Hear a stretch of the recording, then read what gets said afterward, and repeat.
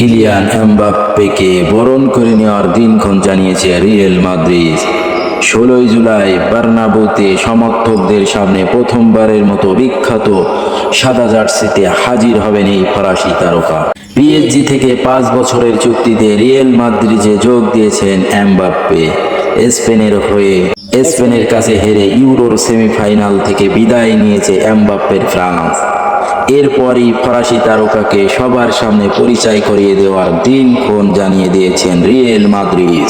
এমবাপ্পের পরিচিতি অনুষ্ঠানে উপস্থিত হবে প্রায় 81,000 লস ব্লাঙ্কোস সমর্থক। প্রথম মৌসুমে রিয়ালে 9 নম্বর জার্সি পরবেন এমবাপ্পে।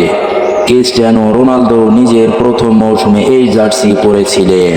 পরবর্তীতে রাউন্ড চলে যাওয়ার পর বিখ্যাত 7 নম্বর জার্সি গায়ে চড়ান CR7।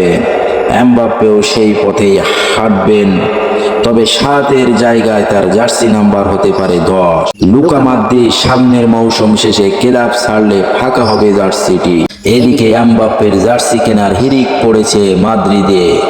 প্রথম দিনেই যে পরিমাণ জার্সি রিয়াল বিক্রি করার আশা করেছিল, বিক্রি হয়েছে তার কয়েক গুণ। এরপরও চাহিদা মেটাতে পারছে না ক্লাব কর্তৃপক্ষ, যার ফলে বাধ্য হয়ে এক বিবৃতিতে রিয়াল জানিয়েছেন জমা হওয়া অর্ডারগুলো পূরণ করতে 4 থেকে 6 সপ্তাহ সময় লাগতে পারে। উল্লেখ্য, কিলিয়ান এমবাপ্পেকে কিনতে গত কয়েক মৌসুম থেকেই চেষ্টা চালিয়ে গেছে রিয়াল মাদ্রিদ। এমনকি 200 মিলিয়ন ইউরোর প্রস্তাবও প্রত্যাখ্যান করেছে পিএসজি। শেষ পর্যন্ত চুক্তির মেয়াদ ফুরানোয় কোনো টাকা খরচ না করে এমবাপ্পেকে দলে ভিড়িয়েছেন বিশ্ব ফুটবলের সবচেয়ে সফল ক্লাবটি। স্বপ্নের ক্লাবে যোগ দেওয়ার আনন্দ যে কোনো খেলোয়াড়ের জন্যই অন্যরকম। তবে মঙ্গলবার ফ্রান্স জাতীয় দলের সংবাদ সম্মেলনের কথা বলার সময় কিলিয়ান এমবাপ্পের হাসি যেন বলছিল আরো অনেক কিছুই। রিয়াল মাদ্রিদ তারকা রাগ ঢাক না করে জানিয়ে দিলেন পিএসজি থেকে ছাড়া পেয়ে এখন তার ভীষণ মুক্ত মনে হচ্ছে।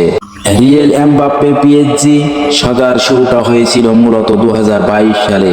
ফ্রি এজেন্ট হিসেবে স্প্যানিশ ক্লাবটিতে যোগ দেওয়ার খুব কাছাকাছি চলে গেলেও শেষ পর্যন্ত তাকে আর যেতে দেয়নি ফ্রান্সের ক্লাবটি।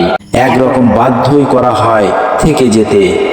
আর গত গ্রীষ্মে তো হুমকি দেওয়া হয় কোনোভাবেই ফ্রিতে ক্লাব ছাড়তে দেওয়া হবে না এমবাপ্পেকে। এমনকি বলা হয় না খেলানোর কথাও।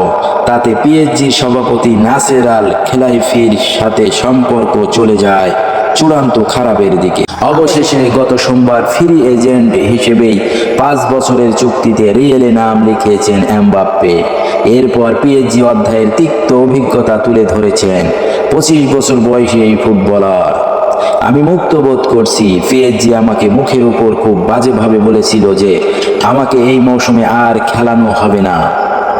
Coach Luis Enrique, sporting director Luis Campos আমাকে বাঁচিয়েছে। আমি বলতে পারি না যে আমি পিএসজিতে অসন্তুষ্ট ছিলাম, তবে কিছু লোক এবং কিছু বিষয় ছিল যা আমাকে অখুশি করেছিল। মৌসুম শেষে ক্লাব ছাড়ার ঘোষণার পর গত গ্রীষ্মে এমবাপ্পেকে পিএসজির মূল দলের বাইরে রাখা হয়েছিল বেশ কিছুটা সময়।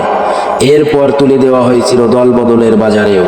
তাতে মৌসুমের শুরুতে কয়েকটা ম্যাচ মিস করলেও শেষ পর্যন্ত 48 ম্যাচে করেছেন 44 গোল, হয়েছেন ফরাসি লিগের সর্বোচ্চ গোল স্কোরার।